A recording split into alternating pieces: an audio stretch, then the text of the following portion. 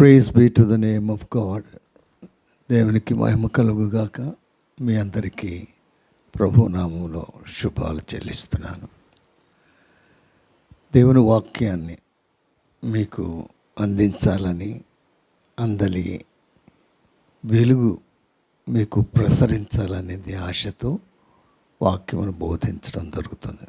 వినువారు ఆసక్తి కలిగి వినడం చాలా ముఖ్యమైనది. విన్నది ఉన్నది ఆ రెండూ కూడా ఒకటైనప్పుడు అందులో ఆనందం, ఆశీర్వాదం కలుగుతుంది. సరే, ఈ దినం యేసు బోధలోని కొన్ని ముఖ్యమైన విషయాలు లేక 2-3 మాటలు మీకు చెప్పాలని ఆశపడుతున్నాను. లోకమంతా తెలుసు, లేక మీరు కూడా వినుండొచ్చు, తెలుసుండొచ్చు. యేసు బోధలు ప్రపంచవ్యాప్తంగా క్రైస్తవులే కాకుండా క్రైస్తవేతరులు, యేసుని నమ్మని వారు, పూజించని వారు, అనుసరించని వారు, వారు సహితము యేసయ్య మాటలకు ఎంతో విలువ ఇస్తున్నారు. ఆ మాటలలో గొప్ప సత్యం, గొప్ప నిజం అందులో ఉంది. అవి ఆచరింపదగ్గవి అని అనేకులు అనేక సందర్భాలలో అనడం నేను వినడం జరిగింది. యేసుక్రీస్తు బోధలు ఆచరింపదగినవి. అవి కేవలము మనస్సుకు ఏదో మర్మముగా కనిపించడానికే కాకుండా ఆయన బోధలు జీవితపు బాధలు తొలగించేవిగా కూడా ఉంటాయి.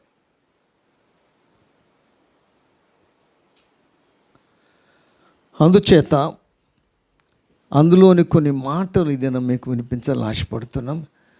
యేసుక్రీస్తు ఒక సామాన్యుడుగా కనిపించిన ఆయన బోధలు మాత్రం అసమానం. అందరికీ భిన్నంగా ఆయన బ్రతికాడు, బోధించాడు. తానేమిటో లోకానికి చెప్పడమే కాకుండా చేసి చూపించాడు. ఆయన బోధలు విప్లవాత్మకమైనవి. అప్పటి వరకు మనుషులలో మతం ఉంది, ఆచారాలు ఉన్నవి, భక్తి ఉంది. కానీ యేసు ప్రభు యొక్క బోధలలో వాటన్నిటికీ మించిన ఒక వెలుగు, ఒక సత్యం, ఒక ప్రభావం అందులో కనబడడం మనం చూస్తాం. ఇందులో ఈ దినం మీకు 3 మాటలు మీకు వినిపించాలని నేను ఆశపడుతున్నాను. బోధలో ఉన్న విశేషాలు: 1 అధికం, 2వది అదనం, 3వది అసాధారణం. కనుక ఆ మాటల గూర్చి విందాం, ఆలోచిద్దాం. మొదటిగా మత్తయి సువార్త 5వ అధ్యాయం 20వ వచనం చదివి అందులోని ఒక మాటను మీ దృష్టికి తేవడానికి ప్రయత్నం చేస్తున్నాను. శాస్త్రుల నీతి కంటేను పరిసయ్యుల నీతి కంటేను మీ నీతి అధికము కాని ఎడల మీరు పరలోక రాజ్యములో ప్రవేశింపరని మీతో చెప్పుచున్నాను అని ప్రభు అన్నాడు. అదే ఇంగ్లీష్లో చెప్తూ ఆయన అన్నాడు, for I say to you that unless your righteousness exceeds the righteousness of the scribes and Pharisees, you will by no means enter the kingdom of heaven. ఇక్కడ ఒక అధికము కాని ఎడల. యేసు ప్రభు బోధలో సాధారణ ఇందాక చెప్పాను, సాధారణమని ఒకరు చెప్పినవి చెప్పినట్టు చెప్పడం, చెప్పినవి చెప్పడం, విన్నవే వినిపించినట్టు కాకుండా ఒక ప్రత్యేకత. ఆయన ఒక ప్రత్యేకమే, ఆయన బోధలు ఒక ప్రత్యేకం. అవి కేవలం మాటల గారడి కాదు, అదే మనుషులకు పనికిరాని ఒక తత్వం, వేదాంతం కాదది. నిజ జీవితములో జరుగుతున్నవి, జరగవలసిన వాటిని కూర్చొని వివరించాను శిష్యులకు చెప్తూ. ఆయన అన్నాడు, మీ నీతి, ఇక్కడ రెండు గ్రహించాలి, మీ నీతి అధికము కాని ఎడల. దేవుడు మన నుండి, తన ప్రజల నుండి కోరేది ఏంటంటే, ఇదివరకు మీరు వెళుతున్నది చేసినట్టు కాకుండా అధికం కావాలి. ప్రత్యేకంగా క్రీస్తును వెంబడించే వారిలో, అనుసరించే వారిలో, బోధించే వారిలో దేవుడు, ప్రభు అయిన దేవుడు కనిపెడుతున్నాడంటే సంథింగ్ ఎక్స్ట్రా, అధికం. మీ నీతి అధికం కావాలి. ఇక్కడ పరిసయ్యుల నీతి, శాస్త్రుల నీతిని గురించి చెబుతూ, వారికి సాధారణంగా మంచోళ్ళు, యావరేజ్గా లోకరీతిగా శాస్త్రులు, పరిసయ్యులు వాళ్ళందరూ ఉన్నారే, వాళ్ళు సాధారణంగా భక్తి గలవారు. అంటే భక్తి చేస్తారు, పూజ చేస్తారు, ప్రార్థనలు చేస్తారు, గుడికి వెళతారు, ఉపవాసాలు ఉంటారు, దశమ భాగాలు ఇస్తారు. ఇలాగా చాలా విషయాలు మంచోళ్ళు. మనం అంటమే ఇది చాలా మంచోడు. ఆ మంచోడు అనే జాబితాలో ఇలాంటి వారిని చేరుస్తారు. ఇవి అందరిలో సాధారణ ఎక్కువ మందిలో కనబడుతున్న విషయాలు. కానీ ప్రభు అన్నాడు, సరే శాస్త్రుల నీతి ఏమిటి? శాస్త్రులు, పరిసయ్యులు, శాస్త్రుల నీతి అని ప్రస్తావించాడు. ఆ నీతి కంటే మీ నీతి అధికంగా ఉండాలి, మెరుగుగా ఉండాలి, అది పెరుగుదలలో ఉండాలి, అది అదే అసాధారణంగా ఉండాలి. ఆచార శాస్త్రాన్ని, ఈ పరిసయ్యులు, శాస్త్రులు అనేవారు, వీరు ఆచార శాస్త్రం పాటించడంలో వారి దిట్టలు. ఆచార నియమాలను ఏమాత్రం కూడా వారు నిర్లక్ష్యం చేయరు, చాలా పట్టించుకుంటారు. మన వాళ్ళు అంటారే తడి మడి అని, అంటే ఏ విషయంలోనూ కూడా ఆచార నియమాల్లో వాడు తేలిపోరు, వెనకబడరు, నిర్లక్ష్యం చేయరు.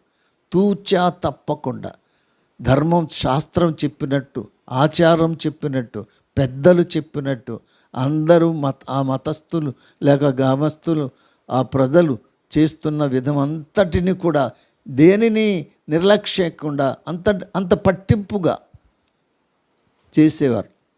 ఆచార శాస్త్రాన్ని పాటించేవారు, అది వారి నీతి. రెండవది, పెద్దల పద్ధతులు మేరకుండడం అనేది వారి చాలా నిష్ట. కనుక యేసు ప్రభు వారు కొన్ని సందర్భాల్లో వారి యొక్క పెద్దల పద్ధతులు, వారి ఆచార నియమాలు, పారంపర్యంగా వస్తున్న కొన్ని పద్ధతులను యేసు ప్రభు వారు ఒక పక్కన పెట్టి, ఒక మంచి చేయడానికి, నీతి చేయడానికి, లేక మేలు చేయడానికి ఆయన వాటిని పట్టించుకోలేదు. మీరు మనుషుల పద్ధతులు, పెద్దల పారంపర్యంగా వస్తున్న ఇవెందుకు మీరుతున్నారు? ధర్మశాస్త్రం అంటే ఆచార శాస్త్రాన్ని ఎందుకు మీరుతున్నారు? తప్పుపడి అంటే అంత విధంగా వారు మాట్లాడు, అంటే వారి పద్ధతి ప్రకారం వారి యొక్క విశ్రాంతి దినబడిన ఆ శనివారం నాడు వారు ఏ పని చేయరు, ఎక్కడికి వెళ్ళరు. అందుకని ఆ దినమున వారు చాలా పరిశుద్ధ దినముగా, నీతిగా వారు దాన్ని పాటిస్తారు. అయితే క్రీస్తు ఆ రోజున కొందరిని బాగు చేశాడు, స్వస్థపరిచాడు, మేలు చేశాడు. దానిని వారు తప్పు పట్టారు. కనుక అది కాదు, కనుక ఇది వాళ్ళ శాస్త్రుల నీతి అంటే, పెద్దల పద్ధతులు ఏమాత్రం మేరకుండా, తూచా తప్పకుండా వాటిని చొప్పునది మంచిదా చెడ్డదా అవునా కాదా అనేది ఏది విమర్శ చేయకుండా, మన పెద్దలు ఆచరించారు కాబట్టి, వాళ్ళు చేశారు కాబట్టి. చాలామంది అడిగితే ఎందుకు మీరు ఇది చేస్తున్నారంటే, ఇది మా నియమం అండి, పెద్దల నుండి వస్తున్న పద్ధతి అండి, అందరూ ఆచరిస్తారు, అదో నమ్మకం అని కనుక, అంతేగాని దాని గురించి లోతుకు విమర్శించారు. సరే, అది మూడవది. దాంట్లో సున్నతి పాటిస్తారు. ఇశ్రాయేలులకు సున్నతి అనేది ఒక నిబంధన, సూచన. తర్వాత సబ్బాతును పాటించడం అనేది ఖచ్చితంగా నెరవేర్చవలసింది. కనుక ఇలాంటి పద్ధతి, ఇలాంటి నియమాలన్నీ కూడా ఈ ఎవరు శాస్త్రులు, పరిసయ్యులు అనే వీరు చాలా ఖచ్చితంగా నెరవేరుస్తారు, పాటిస్తారు. నియమములు పాటిస్తున్నారు, ఆచారములు ఆచరిస్తున్నారు, పద్ధతులు కొట్టివేయకుండా ఎలాగుంటే అలాగే చేశారు. కనుక ఇది పరిచయాల నీతి. మరొకటి ఏంటంటే ధర్మశాస్త్ర సంబంధమైన నీతి. అంటే మోషే ధర్మశాస్త్రం ఏమి చెబితే అవి అలాగున జరిగించడం, నెరవేర్చడం, పాటించడం, అదే వారికి నీతి, అదే వారికి ధర్మం, అదే వారికి మతంగా భావించేవారు. ఆ నీతి అలాంటిది. కానీ మనము అది అక్షరమును అనుసరించడం. ధర్మశాస్త్ర సంబంధం అంటే ధర్మశాస్త్రమందు ఎలా ఉంటే అలాగా జరిగించడం. అయితే ఇక్కడ మీ నీతి, వీళ్ళకి శిష్యులు అనబడి దాన్ని వెంబడిస్తున్న ప్రజల గురించి మీ నీతి ఈ శాస్త్రు నీతి కంటే మీది ఏం కావాలి? అధికం కావాలి. ఎక్సీడ్స్,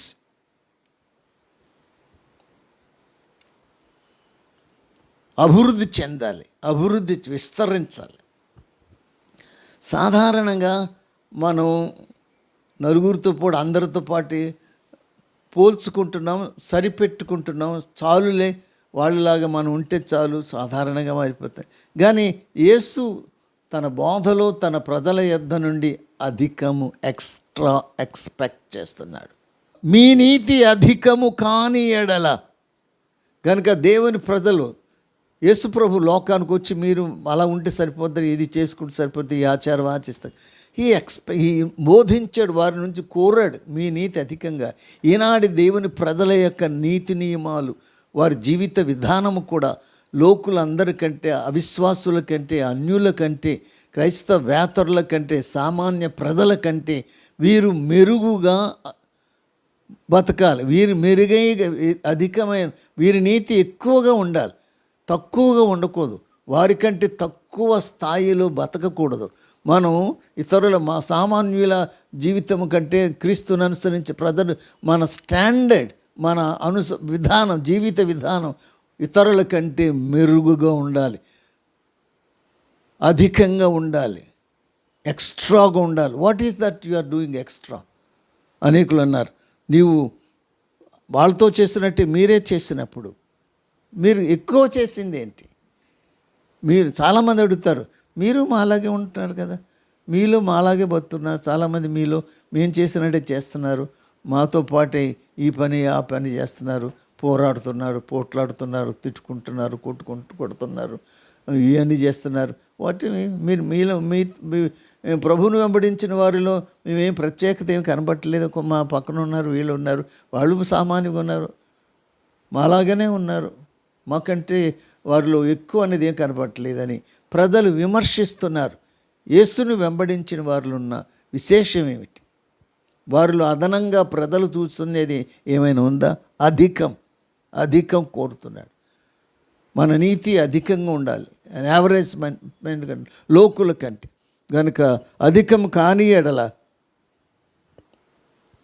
పరలోక రాజ్యంలో, దేవుని రాజ్యంలో ప్రవేశించాలి. కనుక యేసు ప్రభువారు ఈ లోకానికి వచ్చి ఇచ్చింది, లేక చూపించింది, చెప్పింది ఏంటంటే, మనము సాధారణ కంటే మన నీతి అధికంగా ఉండాలి. మంచితనం, మన ప్రేమ, ఇవన్నీ కూడా పరుల కంటే ఒక మెరుగైన స్థితిలో దేవుని ఆయన ప్రజలు బ్రతకాలని ఆశపడుతున్నాడు. వీరు అధికంగా వారిలో నీతి విషయంలో అధికంగా ఉండాలి కోరుతున్నారు కనుక ఇది మొదటిది. అధికము, మేలైనది, మెరుగైనదిగా ఉండాలి అని దేవుడు మన నుండి కోరుతున్నాడు. అధికమైన ప్రేమ.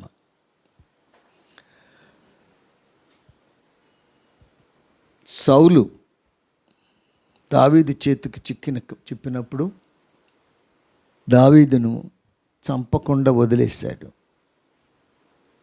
వెళ్ళిపోయి మెట్ట మీద నుండి కేక వేశాడు అని అన్నప్పుడు అప్పుడు ఆ మాటలు అర్థమైంది. నేను నీ చేతికి చిక్కిన, నా యొద్దకు వచ్చిన, చంపడానికి నీకు నా అవకాశం దొరికిన, నీవు నన్ను చంపక వదిలేసినప్పుడు అప్పుడు రాజు అంటాడు, you are more righteous than I.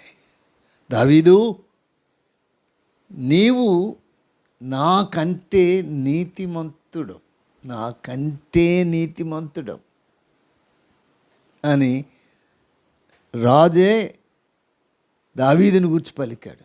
కనుక ఇప్పుడు ఇతరుల వలె దావీదు కూడా సౌలును ఇతరుల శత్రువుని చంపినట్టు తను చంపుంటే ఈ రోజున ఆ మాట వినబడి హీఈస్ నో మోర్, అతను మోర్ అధికమేమి కనబడలేదు. ఇప్పుడు అతడు అధికమైన స్టాండర్డ్ నీతిని కనపరిచాడు.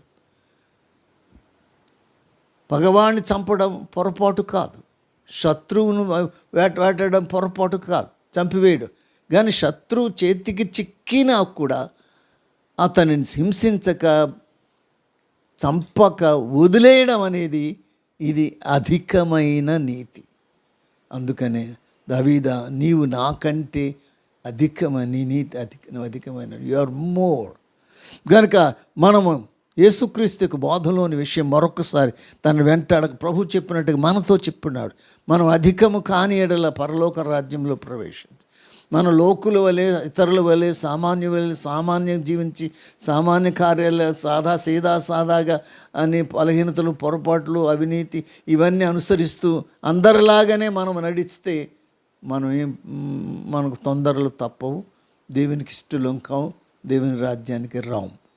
కనుక మీ నీతి అధికము కావాలి, మీ జీవిత విధానం మెరుగు కావాలి, మీ మాటలో యథార్థ సత్యం ఉండాలి, మీ నడకలో అన్నిటిలో కూడా. కనుక అధికం, ఎక్సీడింగ్లీ, ఫార్ అబౌవ్ అదర్స్. కనుక యేసు ప్రభు యొక్క బోధ అది అందులో అధికం చాలా ఉంది, చాలా అధికం, ఎక్స్ట్రా.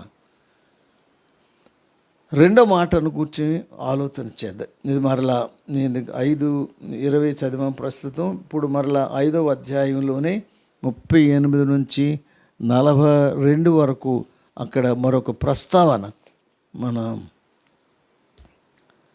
చూద్దాం. 5వ అధ్యాయం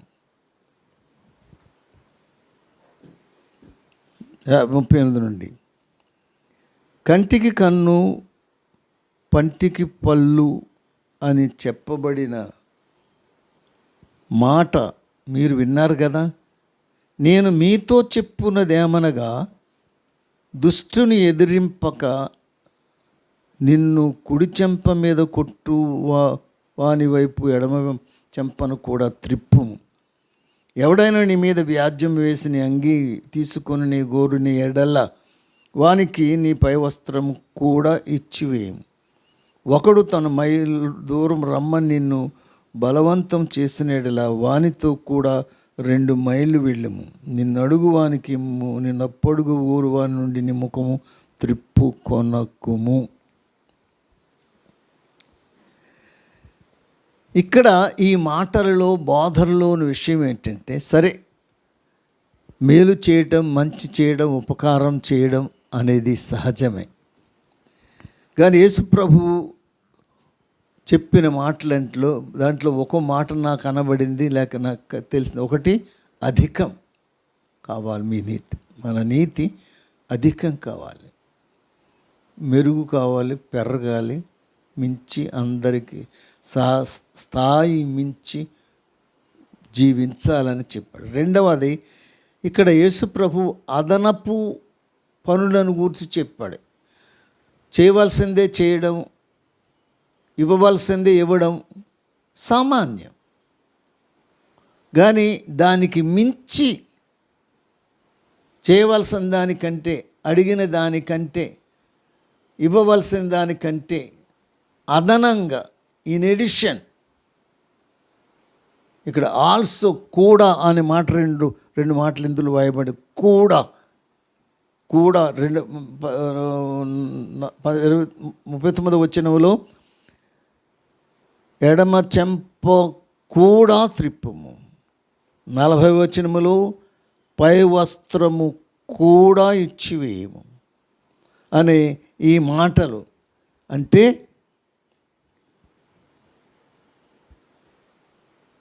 చేయాలి, ఒకటి చేయొచ్చు. ఒకటి ఏమన్నాడంటే, నిన్ను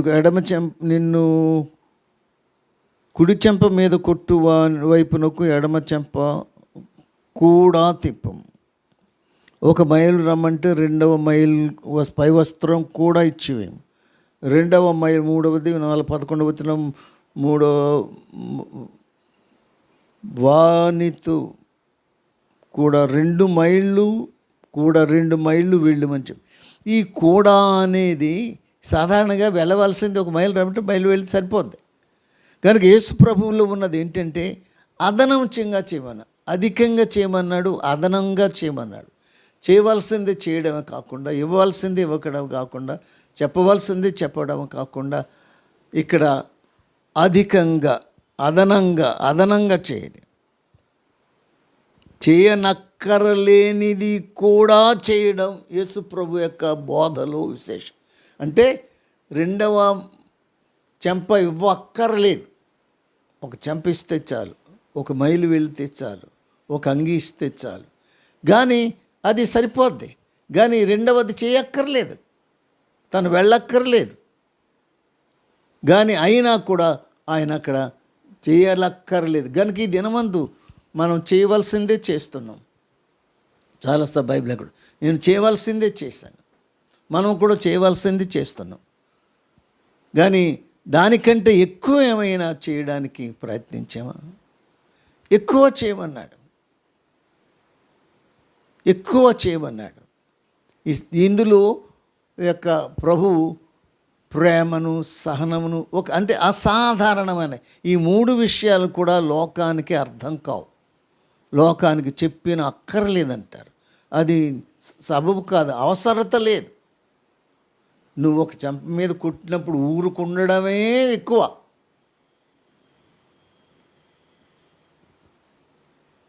తర్వాత అంగీని ఎత్తుకొని పోయినప్పుడు అది ఏమి యాక్షన్ తీసుకోనకుండా మౌనంగా ఉండిపోవడమే ఎక్కువ. అలాగే 1 మైలు రమ్మంటే పని పెట్టుకొని మైలు తనతో వెళ్ళడమే ఎక్కువ కాదు.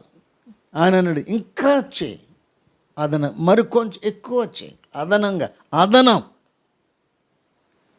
ఈ అదనం ఏంటి అంటే, జాగ్రత్తగా వినండి. యేసు ప్రభు వారి కొండ మీద ప్రసంగంలో ఈ 3 అధ్యాయాలు, 5వ అధ్యాయం, 6వ అధ్యాయం, 7 వచనాలలో కొండ మీద ప్రసంగాన్ని నచ్చుకోనివారు, మెచ్చుకోనివారు ఎవరుండరు. బాగుంది, బోధ బాగుంది, మాటలు బాగున్నాయి, నిజమే అని అలాగున చాలామంది హర్షించేవారు చాలామంది ఉన్నారు. కనుక ఇక్కడ అదనం ఏమిటంటే అన్నాడంటే, ధర్మశాస్త్రం ఇలా చెప్పింది. ఆయన అంటాడు 5వ అధ్యాయం 22వ వచనంలో 3 సందర్భాలు మీకు చదివి వినిపిస్తాను. కానీ ప్రభు చెప్తూ ధర్మశాస్త్రం, మోషే ధర్మశాస్త్రం చెప్పిందే చెప్పలేదు, ఒకరు అన్నదే తను అనలేదు, ప్రజలు ఎరిగిందే చెప్పలేదు. ఆయన అదనంగా కొన్ని మాటలు పలికాడు, చెప్పాడు. అదేమిటంటే 5:22 21-22 జాగ్రత్త వినండి. నరహత్య చేయవద్దు, నరహత్య చేయవాడు విమర్శకు లోనవునని పూర్వీకులతో చెప్పబడిన మాట మీరు విన్నారు కదా. మోషే చెప్పాడు, పూర్వీకులతో చెప్పబడింది ఈ మాట మీరు విన్నారు, తెలుసు వాళ్ళకి, వీళ్ళు తెలుసు. నరహత్య చేయవద్దు, నరహత్య చేయవాడు విమర్శకు లోనవుతాడు అని పూర్వీకులతో చెప్పబడని. ఇవి సాధారణ అంతటా ఈ ఈ ఈ నియమం సరిపోదు. అక్కడ అంటాడు, నేను మీతో చెప్పునదేమనగా అనే పంక్తిని ప్రభువు వాడాడు. నేను మీతో అంటే పూర్వీకులు చెప్పారు, ధర్మశాస్త్రం చెప్పింది, మోషే చెప్పాడు, ఇంకా ఎవరెవరో చెప్పారు, అవి అలా ఉంచండి అని అనుకోండి. మరి అయితే అన్నాడు, నేను మీతో చెప్పున్నదేమని. అంటే ఇప్పుడు ఇక్కడ ఇందులో అదనం ఏంటంటే, యేసుక్రీస్తు బోధలో అదనం ఏంటంటే, అదనమేమైనా ఉందా? ఇదివరకు ఎవరు చెప్పనిది ఏమని చెప్పాడా, లేనిదేమని చెప్పాడా, కొత్తదేమని చెప్పాడా? అంటే నేను మీతో చెప్పున్నదేమనగా అనేది కొత్తది. నేను మీతో చెప్పున్నదేమనగా అనేది కొత్తది. అది ఒకరు చెప్పింది కాదు, ఎవరు చెప్పలేదు, అది నేను చెప్తున్నాను. అది అలాగే, అది సాధారణ, సరేనా, అలా ఉంటుంది, అది అలాగే ఉండండి. కానీ నేను మీతో చెప్పున్నదేమనగా, తన సహోదరుని మీద కోపపడివాడు ప్రతివాడు విమర్శకు లోనగును, తన సహోదరుని చూచి వ్యర్థుడా అని చెప్పువాడు మహాసభకు లోనగునని, ద్రోహి అని చెప్పువాడు నరకాగ్నికి లోనని చెప్పాడు.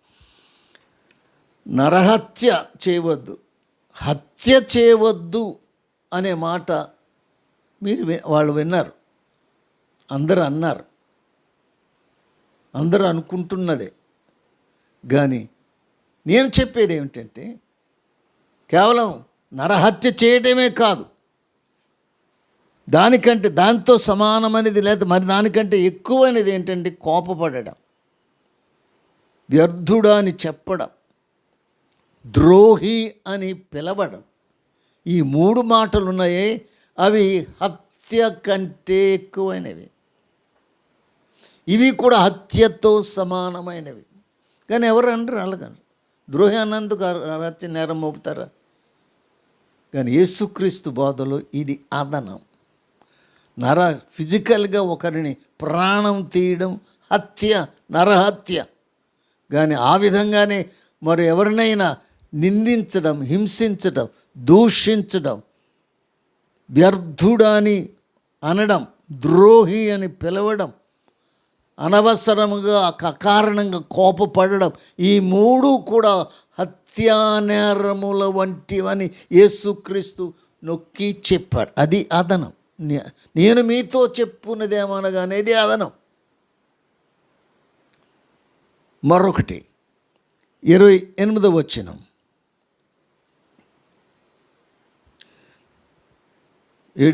వ్యభిచారము చేయవద్దని చెప్పబడిన మాట మీరు విన్నారు కదా. అంటే ఇది వాళ్ళకు ఉన్నదే, వాళ్ళ గ్రంథాల్లో, వాళ్ళ వేదములో, వారు విన్న బోధలో అన్నీ ఉంది. మీరు విన్న ఈ మాటలు ఎప్పుడో మీరు విన్నారు, చాలా కాలంగా వింటున్నారు అని. 28 నేను మీతో చెప్పున్నదేమనగా, but I say unto the. నేను మీతో చెప్పేది, వాళ్ళు ఎవరో చెప్పగా ఎవరు అనగా మీరు విన్నారు. కానీ ఇప్పుడు నేను చెప్పేది కూడా వినండి. అంటే యేసుప్రభు వారు ధర్మశాస్త్రాన్ని కొట్టివేశారా, ఆ నియమాలను తీసివేశారా అంటే తీసివేయలేదు. కనుక నిజానికి ఏమిటంటే, యేసుప్రభు ధర్మశాస్త్రానికి, మోషే ధర్మశాస్త్రానికి ఆయన పదును పెట్టాడు, దానికి పదును పెట్టాడు, దానికి ఒక కొత్త వాడిని తెచ్చాడు, అర్థాన్ని తెచ్చాడు. కనుక చాలాసార్లు ఒకరు అన్నది విన్న, ఇలా ఉంది కదా, అలా ఉందని. ఇంకా ఎక్కువ ఏంటంటే, నేను మీతో చెప్పేది ఏమిటంటే, ఒక స్త్రీని మోహపు చూపుతో చూచు ప్రతివాడు అప్పుడే తన హృదయమందు ఆమెతో వ్యభిచరించిన వాడగను.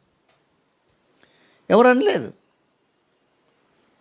చేస్తేనే ఒక ఫిజికల్ ఒక స్త్రీతో పాపము చేస్తేనే వారిద్దరూ శారీరకంగా కలిస్తేనే వ్యభిచారం, అపరాధం. కానీ యేసయ్య నేను చెప్పేది ఏమిటంటే, ఒక స్త్రీని మోహపు చూపుతో, కామపు చూపుతో, తప్పుడు ఆలోచనతో ఆమెను చూచిన ఎడల అది వ్యభిచారంగా పరిగణించబడింది. ధర్మశాస్త్రములు పాత నిబంధనలు పితరుల కాలములో చేస్తే తప్పు. ఇప్పుడు ఒక స్త్రీని తప్పుడు భావముతో చూస్తే తప్పు. ఇది అదనం. యేసుప్రభు వారి బోధలో అదనంగా చెప్పించింది ఏంటంటే, నేను మీతో చెప్పినది. కనుక అది చేయకూడదు, ఇది చేయకూడదు. నరహత్య చేయకూడదు. ఒక నరుని హింసించే అంత పని అంటే ఒక మాటల చేత హత్య చేయకూడదు. దీన్ని బాధింపడం కూడా అలాంటిది అన్నాడు. ఇక్కడ ఒక పురుషుడు ఒక స్త్రీతో పాపం చేయడం వ్యభిచారం. కానీ అదే రీతిగా ఒక తప్పుడు వ్యభిచార మనస్సుతో ఒక స్త్రీని చూస్తే అది కూడా వ్యభిచారంగానే పరిగణించబడుతుంది. మొదటిది శరీరంతో పాపం, రెండవది మనస్సునందు పాపం చేశాడు. ఇది ప్రభువు యొక్క బోధలో అదనం. కనుక ఇలాంటి అదనములు ఎన్నో గత కాలములో ఎవరు చెప్పని, ఎవరు ప్రస్తావించని అనేకమైన క్రొత్త విషయాలు, క్రొత్త వాదనలు, క్రొత్త బోధనలు ప్రభు చెప్పిన సంగతి జ్ఞాపకం చేసుకోవాలి. కేవలం ఆయన బోధను మామూలుగానే చూసుకోకుండా అందులోనున్న లోతుపాతులు చూడండి, అదనములు కూడా చూడండి. మరొక వచనం కూడా అలాగుంది. 34 వచనంలో 33 వచనం కూడా, మరియు నీవు అప్రమాణము చేయక నీ ప్రమాణములను ప్రభువునకు చెల్లింపవలను. నీ ప్రమాణము ప్రభువు చెల్లింపవలనని పూర్వీకులతో చెప్పబడిన మాట మీరు విన్నారు కదా. నేను మీతో చెప్పున్నదేమనగా, ఇది అదనం ఏంటి? నేను మీతో చెప్పున్నది ఏమనగా అనేది అదనం. మరెవరు మరేది మరెక్కడా లేనిది ఈ మాటల విషయములు ప్రభువు చెప్పిన అదనం.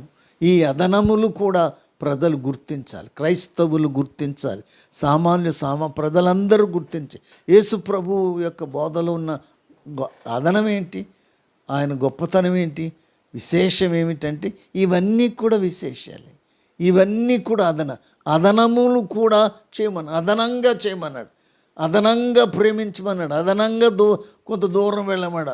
అనదనం అంటే అవసరము లేనిది కూడా చేయనక్కర్లేనిది కూడా చేయడం యేసు ప్రభు యొక్క తత్వములు బోధలు ఉన్న గొప్ప మర్మం గ్రహించాలి. కనుక ఈ మాట అంటాడు, నేను మీతో చెప్పేది ఏమిటంటే, ఎంత మాత్రమును ఒట్టు పెట్టుకొనవద్దు, ఆకాశము తోడని అనవద్దు, అది దేవుని సింహాసనం. భూమి తోడని అనవద్దు, అది ఆయన పాదపీఠం. యెరూషలేము తోడని అనవద్దు, అది మహారాజు పట్టణం. గనుక ఒట్టు పెట్టు కొనవద్దు. కారణాలు చెప్పాడు. కాదంటే కనుక ఇంకా చెప్తా కింద, మీ మాట అవునంటే అవును, కాదంటే కాదు అని ఉండవలను. వీటికి మించినది దుష్టుని నుండి పుట్టినది. చూడండి, మనం అందరం ఎరుగుదు. చాలామంది ఒట్టులు పెట్టేసుకొని మాటికి ఒట్టు అనేస్తారు. అంటే అవతల వాడిని నమ్మించటానికి. కానీ ఒట్టు పెట్టుకొని కూడా నిజము చెప్పని వాళ్ళు ఎందరో ఉన్నారు. ఈ ఒట్టు అనేది ఎప్పుడంటే కూడా సాధారణంగా తనకంటే ఎక్కువైన వానితో ఒట్టు పెట్టుకోవాలి. అవి కూడా ఆ బొట్టు పెట్టినవి నీవి కావు. వాటిని బొట్టు పెట్టడం అంటే ఎవరితో, తనతోనూ వారు ఫలాంత బొట్టు పెట్టుకున్నానంటే అంటే అతనిని జవాబుదారి చేస్తున్నాను, అతని జవాబు చేస్తుంది గనుక అంతవరకు అక్కర్లేదు. నీవు మాట అవునంటే అవును, కాదంటే కాదు. అదే అవునంటే అవును, కాదంటే కాదు అన్నంత ఖచ్చితంగా ఉండాలి. అది ఒట్టు పెట్టుకొని నంత మాత్రమే నిజమైందని, ఒట్టు పెట్టకపోతే అది అబద్ధమని అందులో ఏమీ లేదు. కనుక ఈ విషయం దేవుని పిల్లలు అందరూ గ్రహించాలి. చాలామంది ఒట్టుకు అలవాటు పడిపోయారు. ఒట్టులో ఏం పట్టు ఉండడం లేదు. ఎందుకంటే ఇలా ఒట్టు పెట్టుకొని అలాగనే ఆ తర్వాత ఎన్నో కాని పనులు ఎన్నో చేసేస్తున్నారు. వారు జరిగిస్తున్న విషయం మనం అందరికీ తెలుసు. కనుక ఇది ఆదనం. తర్వాత 39వ వచనంలో కూడా అలాంటిదే మరొక విషయం కూడా అక్కడ చెప్పాడు. 38వ వచనంలో 37 కంటికి కన్ను పంటికి పళ్ళు అని చెప్పబడిన మాట మీరు విన్నారు కదా. నేను మీతో చెప్పేది ఏమిటంటే దుష్టుని ఎదిరించక, నేను కుడి చెంప కొట్టువాని ఎడమ చెప్పది అని ఇందాక చెప్పాను నేను. కనుక ఆదనం యేసుక్రీస్తు యొక్క బోధలో లేక ఆయన జీవితంలో ఉన్నదంటే ఆదనం. అదేమిటంటే నేను మీతో చెప్పున్నది ఏమనగా అనేది అదనం. కనుక దేవుడు మనలను అదనంగా చేయమంటున్నాడు.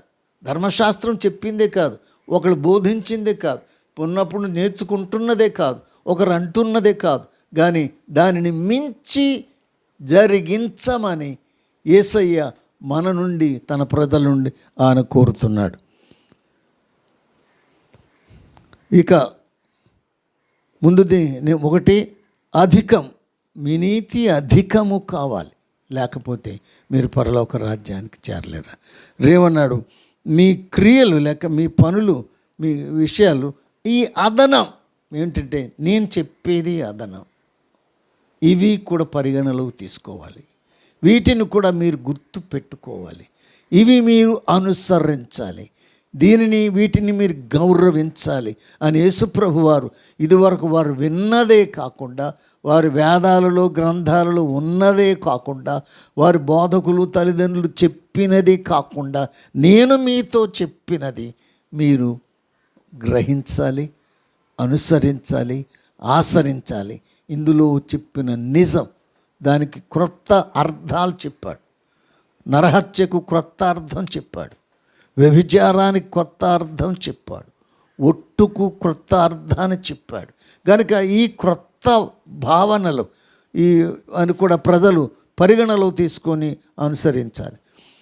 తర్వాత 3వ మాట అసాధారణం. యేసుక్రీస్తు బోధలు అధికం కావాలని కోరాడు. అధికం మనలో ఉండాలి, జరగాలని. రెండవది అదనం. అంటే మనం చేయవలసిందే కాకుండా చేయనక్కర్లేనిది కూడా చేయడం అనేది గొప్ప విషయం. మనం నేర్చుకోవాలి. చేయనక్కర్లేదు, వెళ్ళనక్కర్లేని దూరం కూడా వెళ్ళడానికి చేయడం.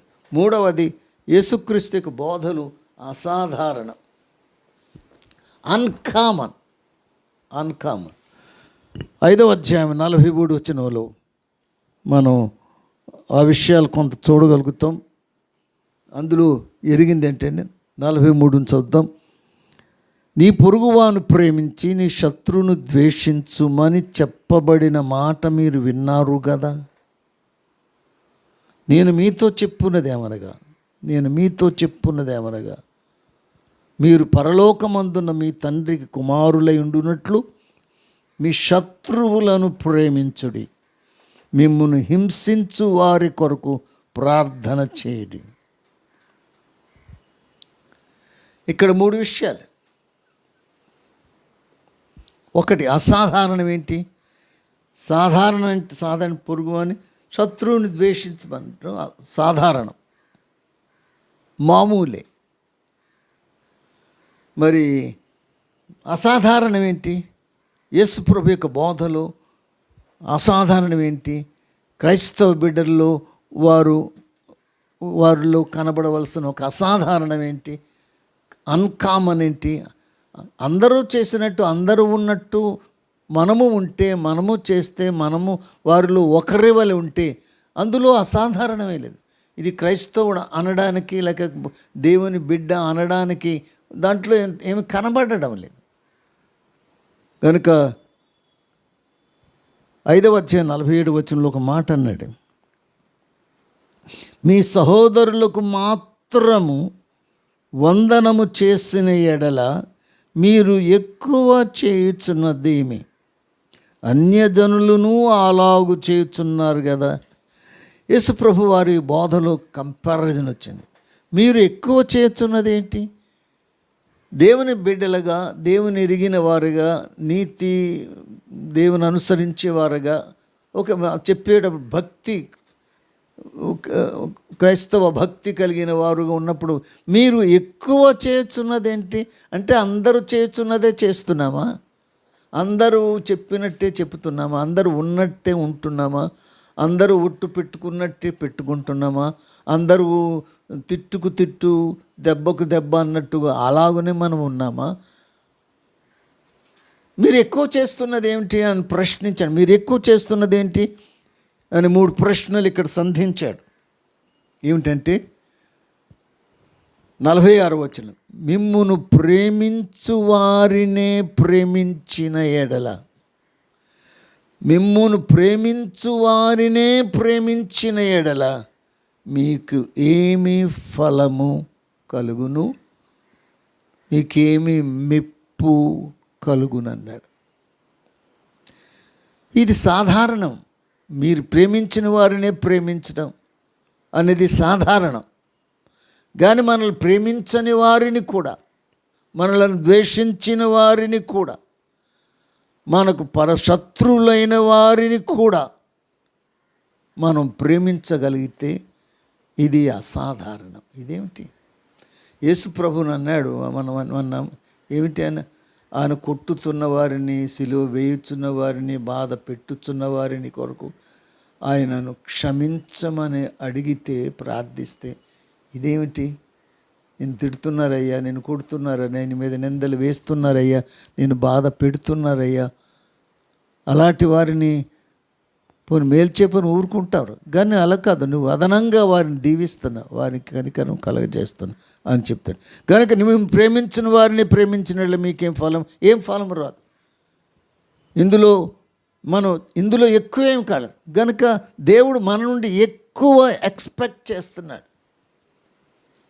ఆలోచన చేయండి, ఆ ప్రయత్నం చేయండి. మనలను విమర్శించుకుందాం. ప్రభువును ప్రేమించి, నేను దేవుని ప్రేమిస్తున్నాను, దేవుని వెంట నడుస్తున్నాను, నా భక్తి మెరుగైనది, నా మార్గం సరి అయినది, నేను అని అనుకొనుచున్న అనేకులు క్రైస్తవ భక్తులు కానీ విశ్వాసులు కానీ అనుకున్నవారు, అందరిలాగా నువ్వేనే ఉంటుంటే, అందరూ చేసినట్టు నువ్వే చేస్తే నువ్వు ఎక్కువ చేసింది ఏమిటి? మనం ఎక్కువ చేసింది ఏంటి? కనుక దేవుడు మన నుండి ఒకరు చేసినట్టే కాకుండా దానికి అదనంగా మించి చేయగలిగితే అది అసాధారణమవుతుంది. కనుక దేవుడు ప్రజలను మామూలుగా కాకుండా, అసాధారణ సామాన్యమైనవి కాకుండా మించిపోయారు. కనుక మిమ్మల్ని ప్రేమించిన వారిని ప్రేమించిన మీకేం ఫలం కలుగుతుంది? ఏం మెప్పు కలుగుతుంది? కనుక ఫలము కలగాలంటే, మెప్పు రావాలంటే మనము మించి ప్రేమించాలి. ప్రేమించిన వారినే కాకుండా మనలను ప్రేమించని వారిని కూడా ప్రేమించడం, మనల్ని దూషించు వారిని కూడా ప్రేమించడం, వారి కొరకు ప్రార్థన చేయడం, వారి కొరకు మేలు చేయడం అనేది ఇది అధికం, అదనం, ఎక్కువ అని తెలియదు. మరొక మాట కూడా వాడాడు 47వ వచనంలోనే మనకు తెలుసు, మీ సహోదరులకు మాత్రం వందనము చేసిన ఎడల మీరు ఎక్కువ చేస్తున్నదేంటి? మన సహోదరుడికి మనం వందనం చేసిన వాళ్ళకే వందనం చేసిన ఎట్లా? అందులో ఎక్కువేంటి? You are one of among others, many others. అనేకులైన వారిలో నీవు ఒకడవు. ఎందుకంటే నువ్వు సహోదరుని ప్రేమిస్తున్నావు. నేను వందనం చేసిన వాడికి వందనం చెల్లిస్తున్నావు. నీకు ప్రైజ్ ది లార్డ్ చెప్పిన వాడికి ప్రైజ్ ది లార్డ్ చెప్తున్నావు. వాట్ ఈస్ దాంట్లో ఎక్కువేమిటి?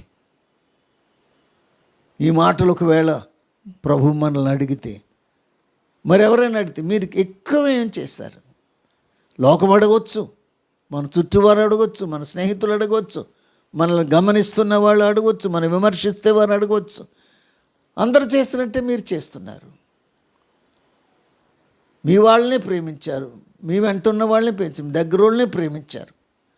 మీకు దూరం ఉన్న వాళ్ళని, మీ సహోదరుడు కాని వారిని ప్రేమిస్తున్నామా? ఎక్కువ చేయొచ్చున్నది ఏమిటి? కనుక దేవుడు మన నుండి ఎక్స్పెక్ట్ దేవుడు కనిపెడుతున్నాడు. ఎవరు? మనమే, లోకం కూడా. మూడవది లూకాసు వార్త 6వ అధ్యాయం. దాంట్లో ఇక్కడ లేని ఒక మాట అక్కడ కనబడుతుంది. 6వ అధ్యాయం 33వ వచనం.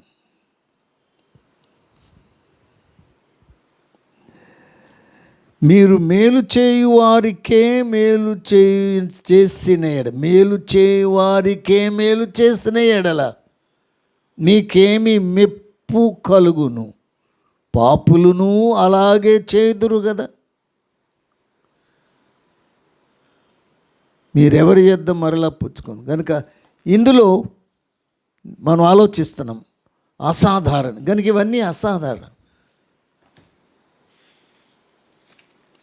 కనుక మనం మీకు మేలు చేస్తున్న వారికి మేలు చేస్తే, ఎవరైతే మీకు మేలు చేస్తే, ఎవరైనా ఇస్తే, ఇచ్చిన వారికి ఇస్తే, మనకేమైనా మేలు చేసిన వారికి మేలు చేస్తే ఇక ఏం దాంట్లో అదనం ఏంటి? అందుకని ప్రభు అన్నాడు, మీరు ఎవరికైనా ఎప్పుడైనా పెట్టదలుచుకొని విందులో వచ్చినప్పుడు మీకు మరలా తిరిగి ఉపకారం చేయలేని వాళ్ళని పిలవండి.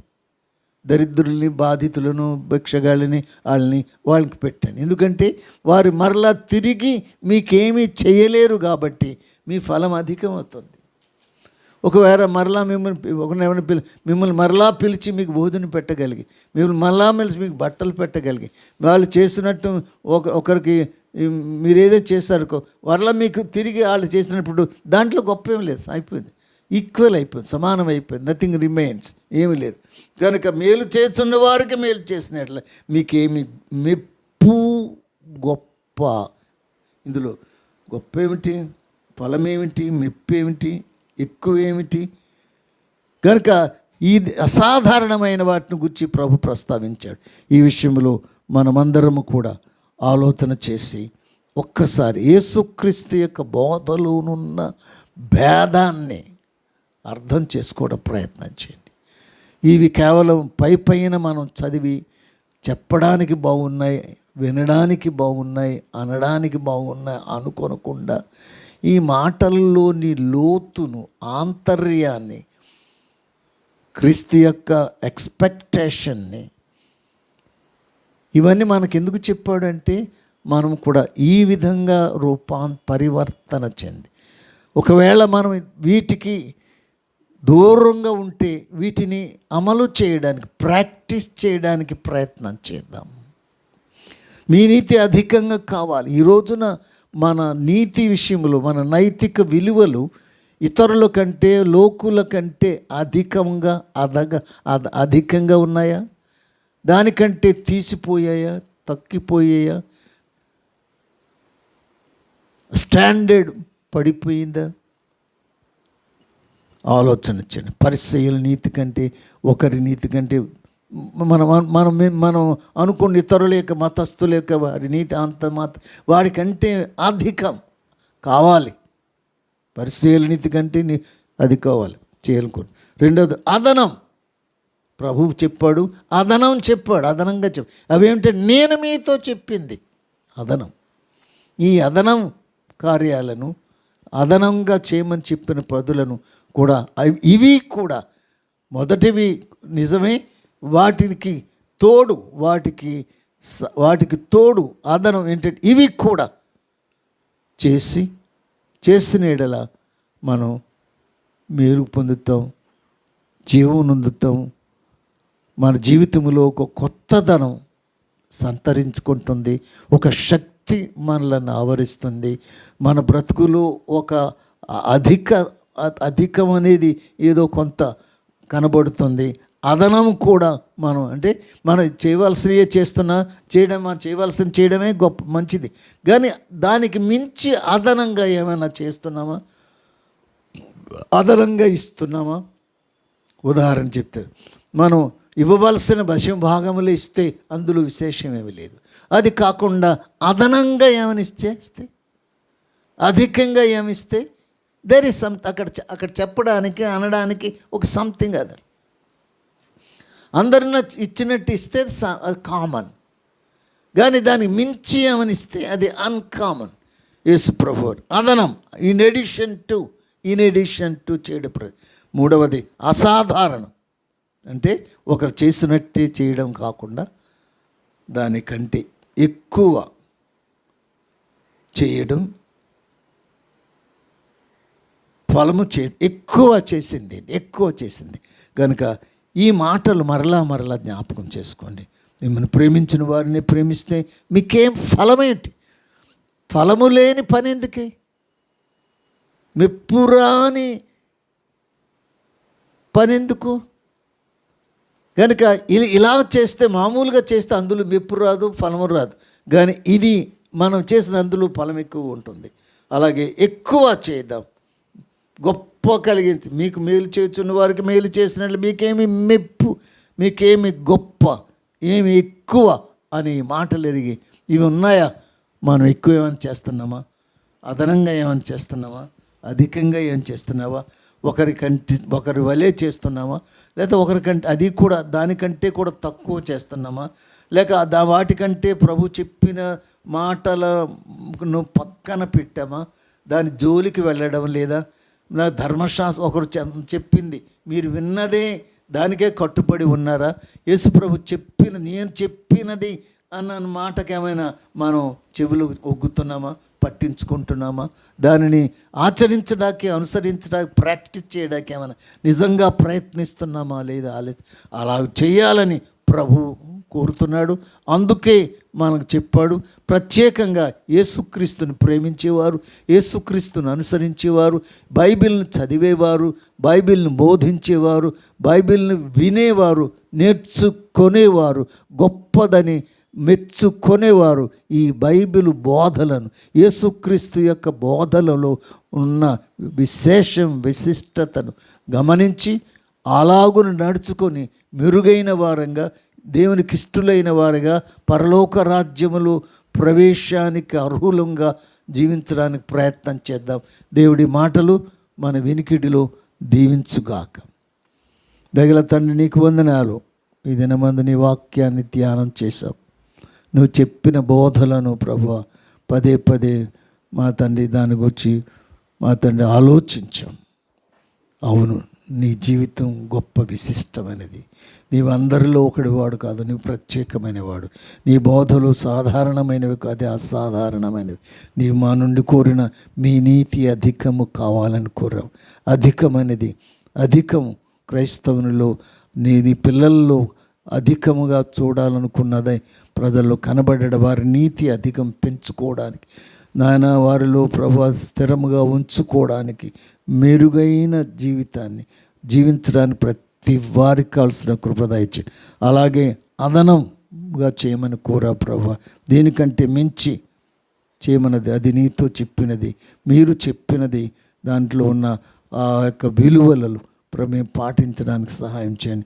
అలాగే అసాధారణమైనవి కాకుండా అసాధారణంగా ప్రవర్తించడానికి, ఒకరు చేసినట్టే చేయడం కాకుండా మా దాని మించి అధికంగా చేయడానికి, నాయన ప్రేమించని వారిని కూడా ప్రేమించడానికి, ద్వేషించిన వారిని కూడా ప్రేమించడానికి, సహోదరులను మాత్రమే కాకుండా పరులను, ఇతరులను, దూరస్తులను కూడా ప్రేమించడానికి తండ్రి మీరు మాకు సహాయం చేయమని ప్రార్థిస్తున్నాం. ఈ మాటలో హృదయంలో పనిచేయనివ్వండి, ముద్ర వేయండి. జీవిత ప్రధనేకులలో ప్రేరణ కలిగించిన ఆయన నీ మాట బలమైంది తండ్రి. మేము కేవలము బోధించడం వినడమే కాకుండా నిజంగా దీన్ని స్వతంత్రించుకోవడానికి, దీన్ని అన్వయించుకోవడానికి, ఇందులో జీవించడానికి కావలసినంత కృపను, బలాన్ని ఇవ్వండి. యేసుక్రీస్తు దివ్యనామమున అడుగుతున్నాను తండ్రి, ఆమేన్.